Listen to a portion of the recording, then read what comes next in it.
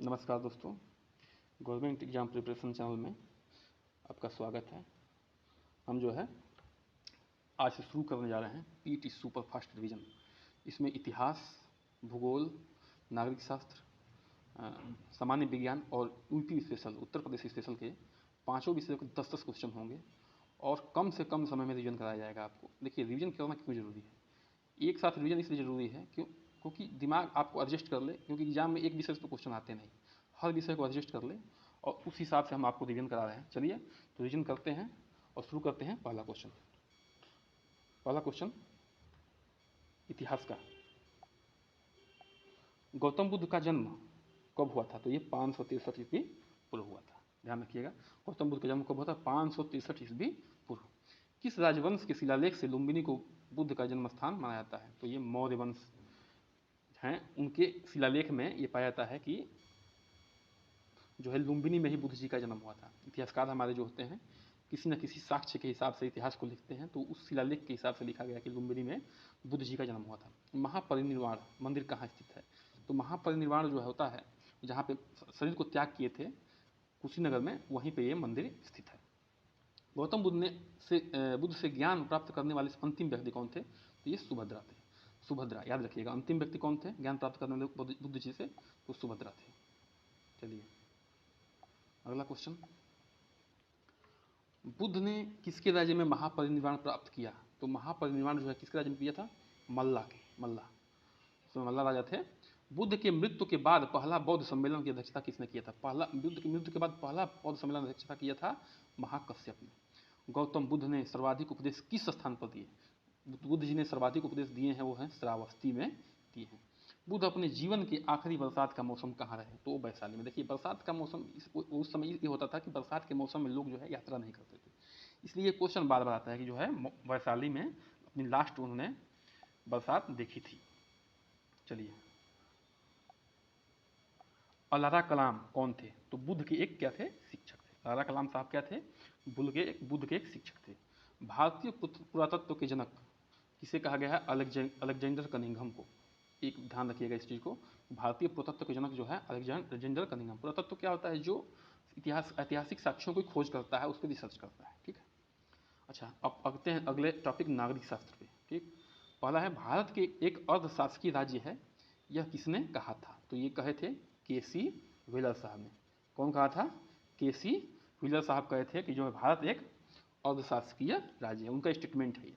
स्वतंत्रता के बाद भारत में पहले कानून मंत्री कौन बने थे? जो पहला कैबिनेट बना था स्वतंत्रता के बाद, उसमें पहले कानून मंत्री थे हमारे बी.आर. अम्बेडकर साहब। अच्छा, तीसरा क्वेश्चन है राज्यसभा की पहली बार गठन। देखिए, एक लोकसभा होता है, एक राज्यसभा होता है, और होते हैं राष्ट्रपति, तीनों मिलकर संसद बनता है। तो राज्यसभा की पहली बार गठन जो हुआ था 1952 में हुआ था, याद रखिएगा। गवर्नमेंट एग्जाम प्रिपरेशन चैनल को सब्सक्राइब करिए और शेयर करिए, लाइक करिए और अपना कमेंट भी दीजिए। ठीक है। चलिए, भारत में सर्वोच्च न्यायालय का उद्घाटन स्वतंत्र भारत में, ध्यान रखिए, स्वतंत्र भारत में सर्वोच्च न्यायालय का उद्घाटन कब हुआ था? 28 जनवरी 1950 को। संविधान सभा में कितनी महिलाएं थी? याद रखिएगा, संविधान सभा में 15 महिलाएं थी। बहुत इंपॉर्टेंट है। देखिए, सारे इंपॉर्टेंट क्वेश्चन खोज के लाया हूँ और आपको ये ध्यान रखना है कि रिवीजन बहुत ज़रूरी है। बिना रिवीजन के आप जो है, सक्सेस का मूल मंत्र ही है रिवीजन। बिना रिवीजन के आप जो है भूल जाएंगे। तो हमारे साथ बने रहिए। भारतीय संविधान में मौलिक कर्तव्य कितने हैं? मौलिक कर्तव्य 11 हैं। बहुत ही सिंपल लेकिन बहुत इंपॉर्टेंट, बहुत बड़ा आता है। लोक लेखा समिति अपना रिपोर्ट किसे प्रस्तुत करता है? ध्यान रखिएगा, ये लोकसभा अध्यक्ष को सौंपता है। बहुत सारी कमेटियां होती हैं जो राष्ट्रपति को सौंपती हैं, ये स्पेशल है। एक दो और स्पेशल है, इसलिए जो है इसको लिख दिया है यहाँ पे, लोकसभा अध्यक्ष, लोक लेखा समिति, याद रखिएगा। अच्छा, 8वां, राज्यसभा के लिए मनोनीत होने वाली पहली अभिनेत्री। देखिए, राज्यसभा के लिए मनोनीत होने वाली पहली अभिनेत्री कौन थी? नरगिस दत्त थी। इस समय जो एक्टर हैं संजय दत्त जी, उनकी माता जी थी और सुनील दत्त की पत्नी थी। भारत, 9वां क्वेश्चन, भारत किसी राज्य के विधानसभा में अधिकतम कितनी संख्या हो सकती है सदस्यों की?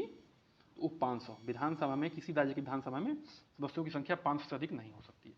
ब्रिटिश सरकार के किस अधिनियम ने भारत के व्यापार की ईस्ट इंडिया कंपनी के एक अधिकार को समाप्त कर दिया था?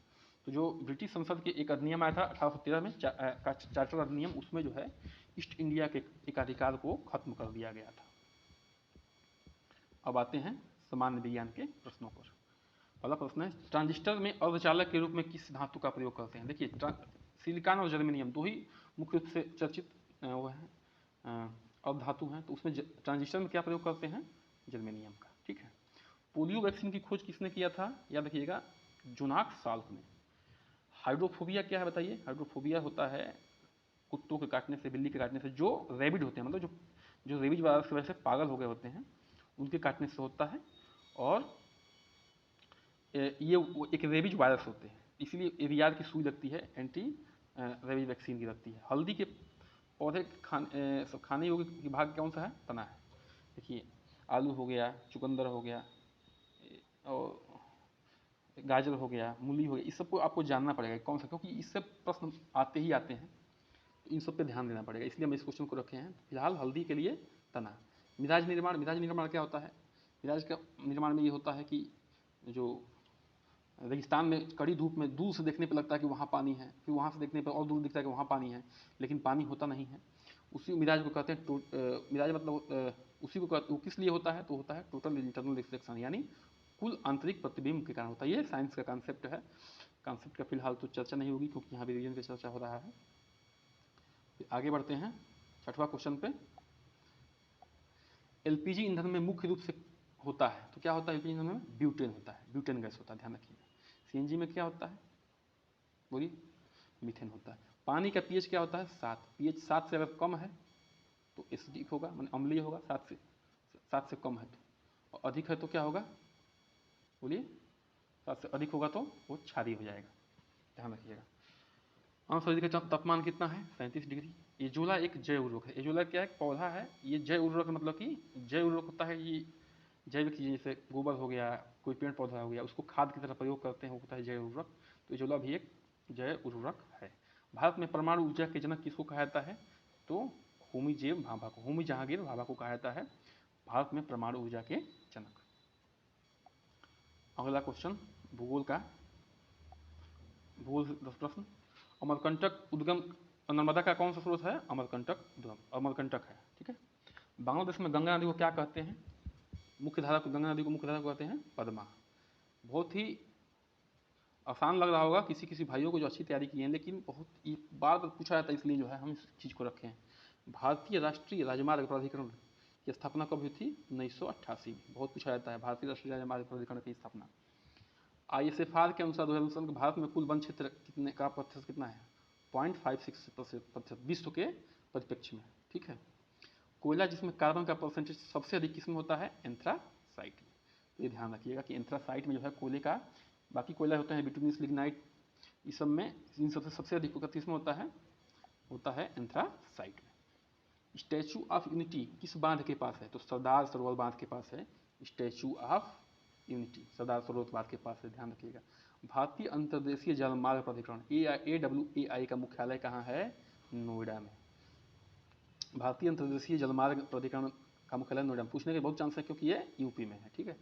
किस सिटी को पर्ल सिटी के नाम से जाना जाता है, तो टूटीकोरिन। टूटीकोरिन को क्या कहते हैं, पर्ल सिटी। भारत का पहला स्वदेशी इस्पात संयंत्र कहाँ है, बोकारो स्टील प्लांट। ठीक है। भारत का पहला स्वदेशी स्टील प्लांट है। स्वदेशी माने इस देश के द्वारा निर्मित। सहरिया जनजाति जो है राजस्थान में पाई जाती है। अब आते हैं उत्तर प्रदेश विशेष पर। देखिए इस सारे के सारे प्रश्न जो है बहुत बार पूछे गए हैं उत्तर प्रदेश के एग्जामों में, इसलिए सारे के सारे इंपॉर्टेंट क्वेश्चन हैं, विशेष ध्यान सुनिएगा। उत्तर प्रदेश के किस जिले में सबसे कम वर्षा होती है, तो मथुरा में। यानी सबसे कम वर्षा कहाँ होती है, मथुरा में। KD सिंह बाबू स्टेडियम कहाँ है, तो लखनऊ में। अच्छा आगे बढ़ते हैं। उत्तर प्रदेश के किस जिले में यूरेनियम पाया जाता है, तो ललितपुर में। यूरेनियम कहाँ पाया जाता है, ललितपुर में। प्रसिद्ध चौखंडी स्तूप कहाँ है, सारनाथ में। उत्तर प्रदेश का सबसे अधिक वर्षा वाला जिला कौन सा है, गोरखपुर। राष्ट्रीय शर्करा अनुसंधान कहाँ पे है, कानपुर में। संस्कृत शिक्षा परिषद कहाँ पे है, संस्कृत शिक्षा परिषद जो है लखनऊ में। ग्रेफाइट उत्तर प्रदेश के किस जिले में पाया जाता है, तो वो हमीरपुर में पाया जाता है। 9वां प्रश्न, ताजमहल यूनेस्को विश्व की विरासत स्थल में कब बना। ताजमहल को यूनेस्को का विश्व विरासत स्थल में कब लाया गया, तो 83 में। बहुत पूछता है ये भी। अग्नि मंदिर किस धर्म की पूजा का स्थल है, तो पारसी धर्म का। ध्यान रखिएगा ये हिंदू धर्म का नहीं, पारसी धर्म का है, तो इसलिए पारसी धर्म का, इसलिए जो है अब 50 क्वेश्चन हमारे आज की समाप्त होते हैं, फिर से कल ऐसे चलते रहेगा हमारा रिवीजन सेशन। आप लोगों से जुड़े रहिए और कोशिश करिए। देखिए 10 मिनट में जो है 50 क्वेश्चन हो गए और इतने इंपॉर्टेंट क्वेश्चन हैं कि ये इस क्वेश्चन से 80% अगर हम एक करते हैं, अगर एक महीने कर लेते हैं तैयारी, तो 80% क्वेश्चन जो है जीएस के फंसने ही फंसने हैं। हमारे साथ बने रहिए। हमारे चैनल गवर्नमेंट एग्जाम प्रिपरेशन को लाइक करिए, सब्सक्राइब करिए और शेयर करिए। बहुत बहुत धन्यवाद।